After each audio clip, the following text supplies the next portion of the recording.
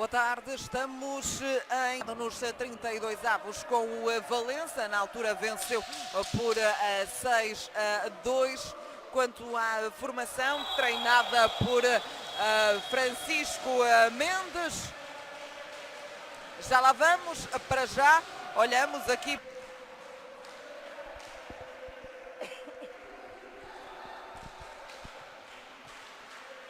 E Miguel Rocha faz mexer novamente o marcador aos 16:48. Sábado, 14 de janeiro, o acesso aos oitavos de final da Taça de Portugal. Joga-se por isso os 16 avos da Taça de Portugal, numa altura em que o Barcelos faz o 3-0 no marcador. Ligeiramente mais faltosa a equipa de Barcelos, se é que se pode dizer faltosa quando estamos a pouco mais de 3 minutos e estão cometidas 3 faltas neste encontro. E agora foi Luís, querido capitão do Hóquei de Barcelos.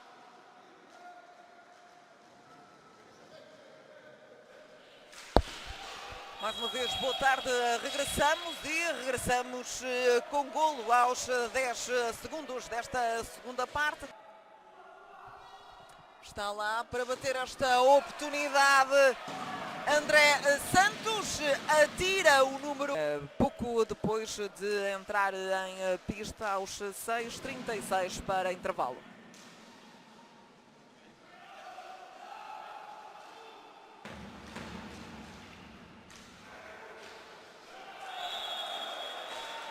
Não há 5 sem 6 e avança no marcador a equipa de Barcelos.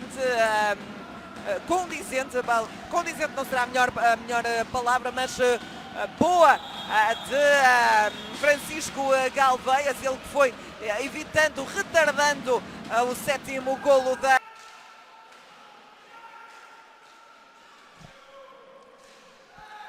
Joga-se nesta tarde de sábado o acesso aos oitavos de final da Taça de Portugal. Águias da Memória 0.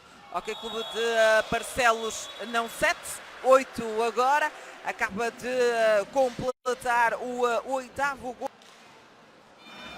Miguel Rocha na cara de Miguel Antunes. De Miguel para Miguel. Levou de vencida para já o Antunes, já ao defender.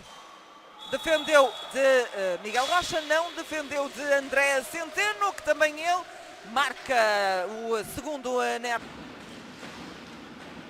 Dario Jiménez, Miguel Rocha, André Centeno. E está feito o 10º.